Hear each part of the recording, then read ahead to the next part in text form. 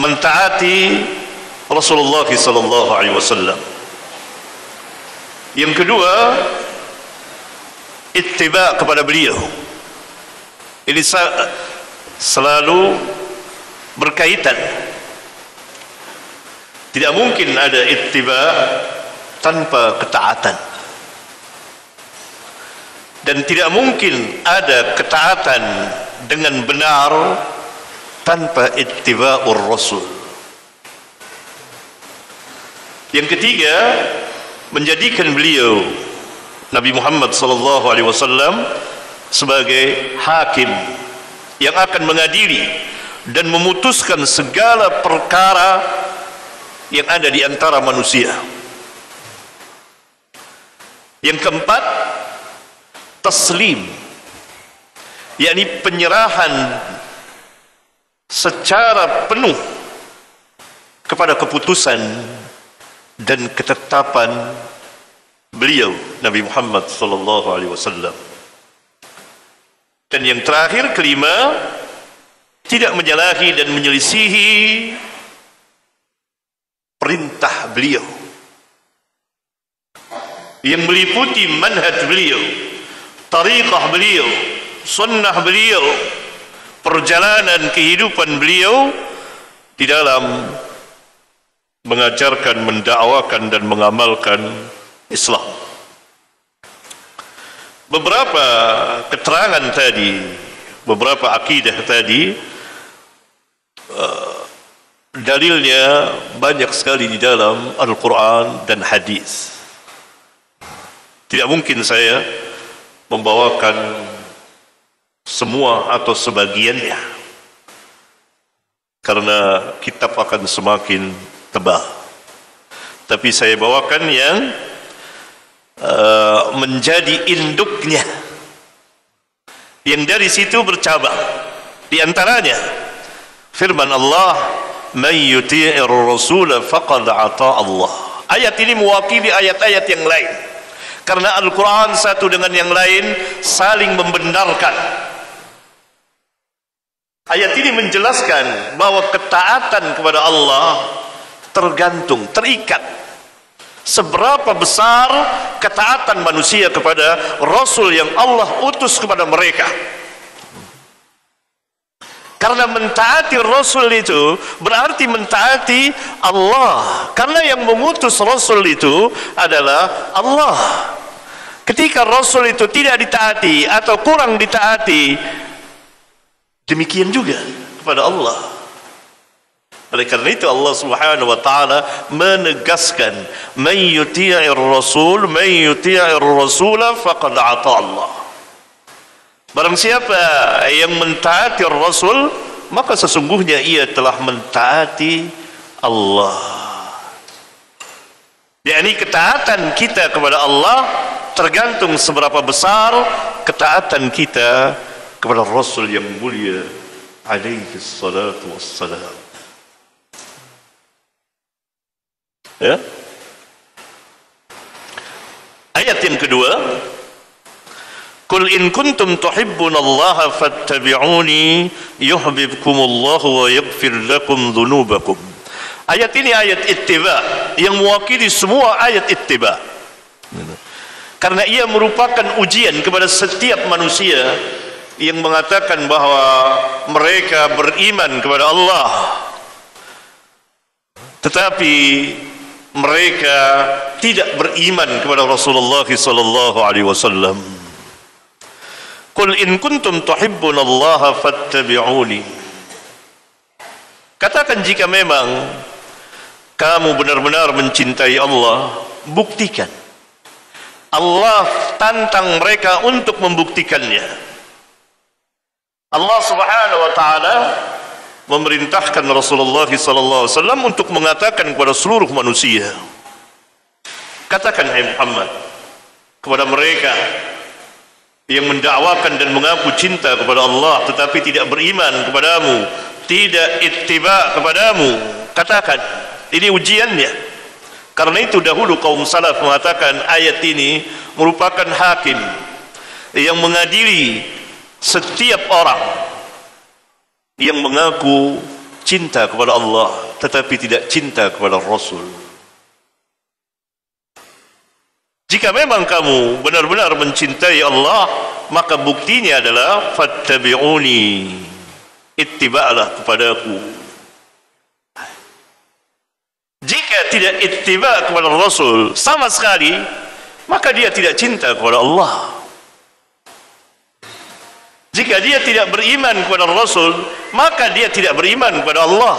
Walaupun sejuta kali dia mengatakan dia beriman kepada Allah, beriman kepada Tuhan yang Maha Esa, beriman kepada Tuhan yang Maha Kuasa, tidak. Ujiannya adalah Rasul. Jika dia beriman kepada Allah tetapi tidak ittiba kepada Rasul sepenuhnya, maka pengakuannya bahwa dia cinta kepada Allah tidak murni dan dianggap bohong. Oleh karena itu ayat yang mulia ini terkena kepada seluruh manusia karena ayatnya bersifat umum. Maka dalil umum harus ditetapkan sebagai dalil umum sampai datang dalil yang mengkhususkannya.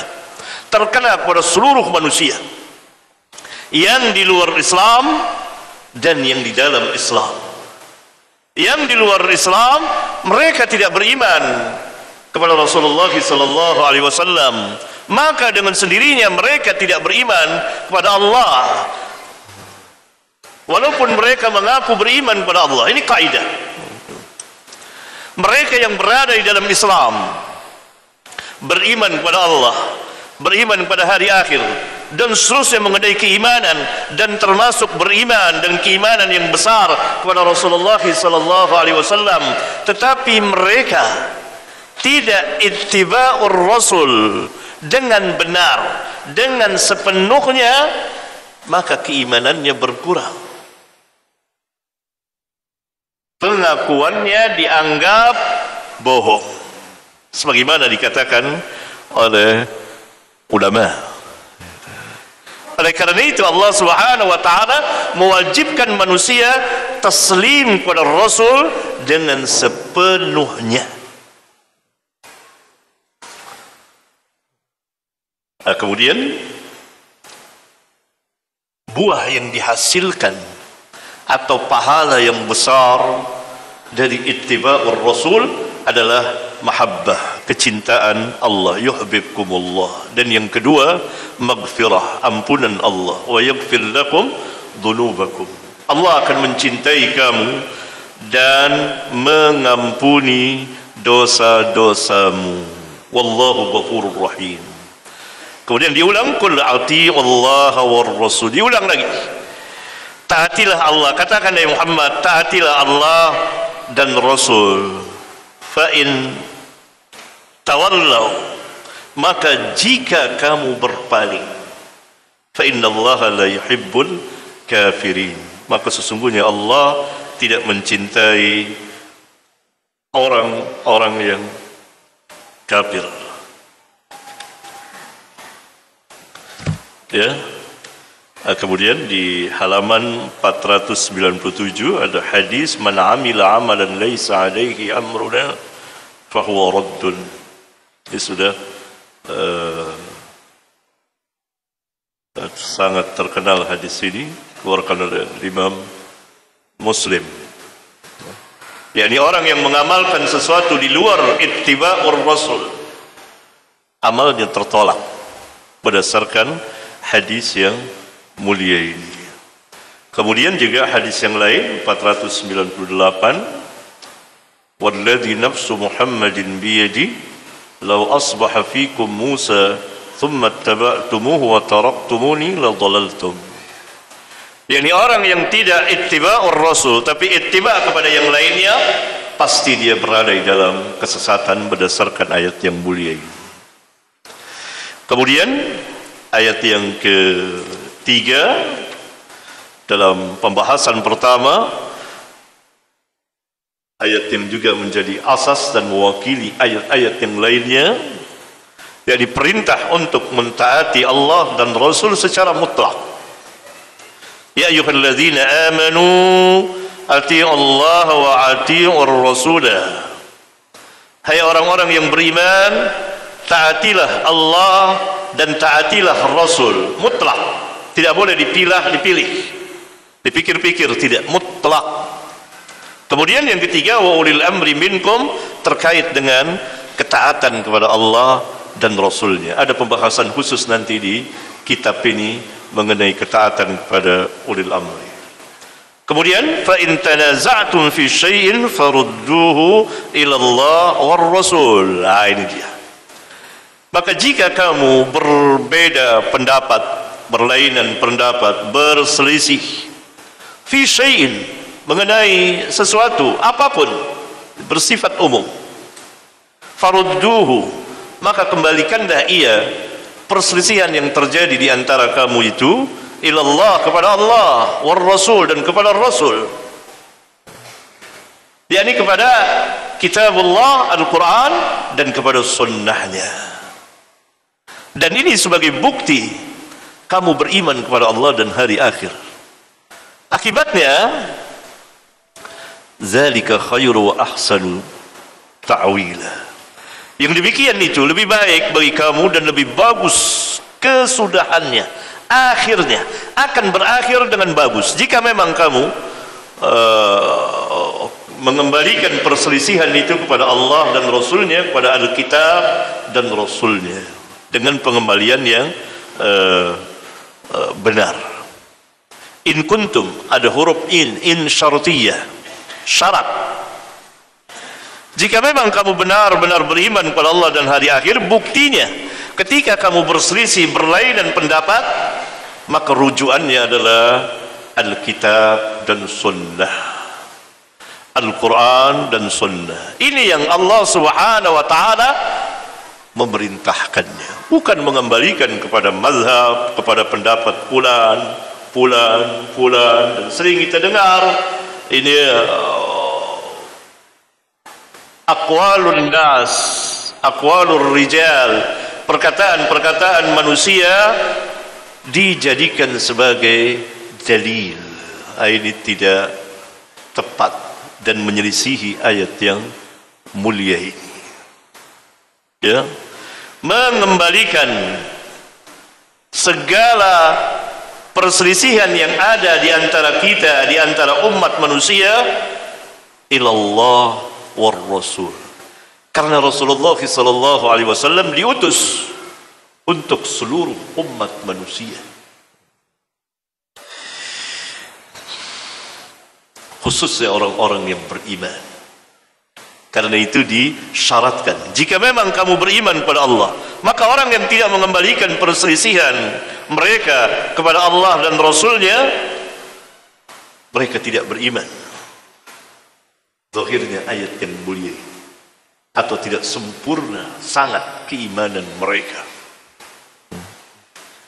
Ayat yang mulia ini membatalkan mazhab yang tidak ada di dalam Islam. Islam tidak mewajibkan bermadhab. Ayat yang keempat ini juga yang menjadi asas dasar. Allah Subhanahu wa Ta'ala berfirman, fala wa rabbik, maka demi Rabbmu, yakni Allah Subhanahu wa Ta'ala bersumpah dengan dirinya yang maha suci. La yu'minuna, mereka tidak beriman. Jadi tidak ada keimanan bagi mereka hatta yuhaqqimuka fima syajara bainahum, sehingga mereka bertahkim kepadamu, bukan kepada yang selainnya. Bertahkim itu kepada Rasulullah sallallahu alaihi wasallam. Itu yang menjadi akidah yang besar bagi umat Islam. Hatta yuhaqqimuka fima syajara bainahum, sehingga sehingga mereka menjadikanmu sebagai hakim tentang apa saja yang mereka perselisihkan yang terjadi di antara mereka. Itu pertama, yakni mengembalikan kepada sunnah beliau kalau sekarang.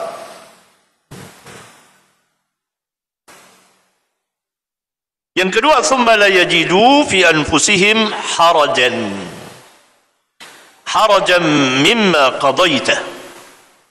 Kemudian mereka tidak merasa berat pada diri mereka apa yang engkau telah putuskan, apa yang Rasulullah SAW putuskan, mereka tidak berat, lapang dada mereka, tidak sempit.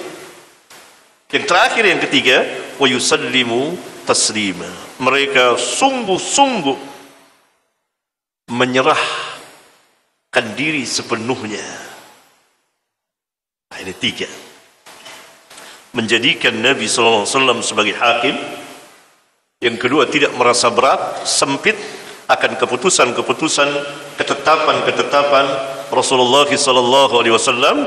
Dan yang ketiga, menerima sepenuhnya.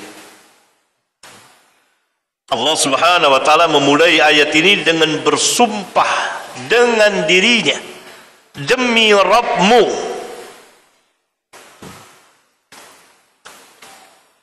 Kita ayat ini ayat yang keempat. Ayat yang kelima, ya ayyuhalladzina amanu la tuqaddimu baina yadayillahi wa rasulihi wattaqullaha innallaha sami'un alim.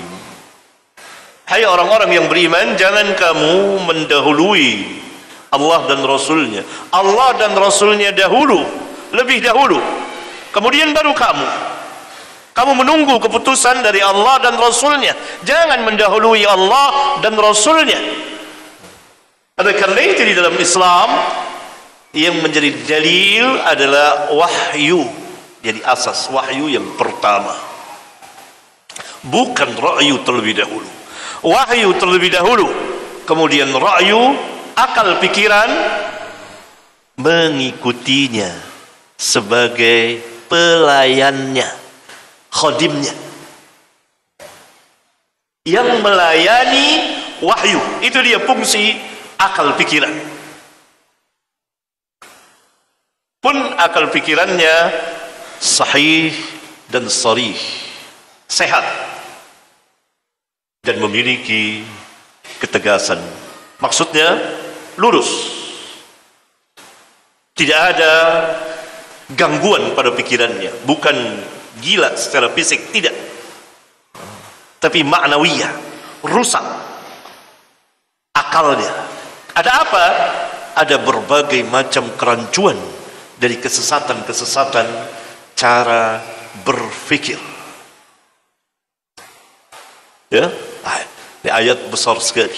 Dilarang kita memutuskan segala sesuatu sebelum Allah dan Rasulnya. Oleh karena itu para sahabat semuanya tidak akan berani memutuskan sesuatu kecuali mereka bertanya, apa keputusan Allah dan Rasulnya? Kalau telah sampai kabar kepada mereka demikian keputusan Rasul, maka mereka menetapkannya dan mereka tidak melampauinya. Nah, manhaj mereka ini kemudian diikuti oleh tabi'in, tabi'ut tabi'in, dan seterusnya, oleh para imam yang membangun dakwah mereka demikian. Ayat yang ke-6, wa ma atakumur rasulu fakhuduhu wa ma nahakum anhu fantahu. Ayat yang memerintahkan agar kita menerima segala yang datang dari Rasul, perintah-perintah beliau. Fakhuduhu, ambil ia, pegang ia, dan menjauhi apa yang beliau larang. Fantahu. Walaupun satuannya, satu persatunya tidak termaktub di dalam Al-Quran, ada dalam sunnah, wajib kita menerimanya berdasarkan ayat ini. Ayat ini menjadi dasar dan dijadikan dasar, asas oleh para sahabat untuk menerima segala yang datang dari Rasul, walaupun tidak ada di dalam Al-Quran secara satuannya, satu persatunya, rinciannya tidak ada. Tapi para sahabat berpegang dengan keumuman ayat ini dan ayat-ayat yang lain yang memerintahkan mentaati beliau. Dan ayat ini secara khusus memerintahkan menerima wa ma atakumur rasul, apa saja yang Rasul berikan kepadamu, fakhudhuhu, terimalah ia, wa manahakum anhu fantahu, dan apa saja yang beliau larang kamu mengerjakannya, fantahu, jauhi, berhenti. Maka para sahabat pun menerima semuanya. Laki-laki haram memakai emas, cincin emas, nggak ada dalam Al-Quran, tapi ada ayat ini. Karena Rasulullah SAW melarang laki-laki memakai cincin emas, kecuali perempuan boleh. Ya? Laki-laki dilarang memakai pakaian sutra, yakni sutra hewani, bukan nabati. Sutra dari ulat sutra, kecuali untuk pengobatan dari badan yang gatal atau beberapa jari saja. Sedangkan wanita dibolehkan secara mutlak. Tidak ada dalam Al-Quran, ada dalam hadis, dan begitu seterusnya. Ayat terakhir yang ketujuh,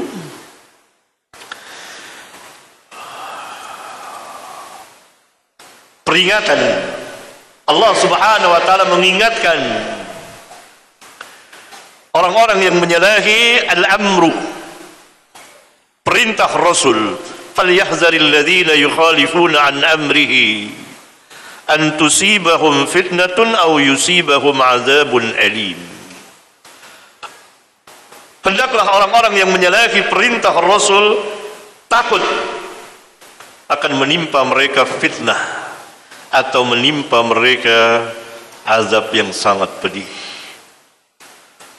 Al-amru di dalam ayat yang mulia ini, an amrihi, lihat ayatnya, an amrihi, maksudnya adalah syariat beliau, manhaj beliau, sunnah beliau, dan perjalanan kehidupan beliau yang beliau tempuh, yang beliau berada di jalan tersebut. Sebagaimana dalam hadis yang menafsirkan lafaz jamaah,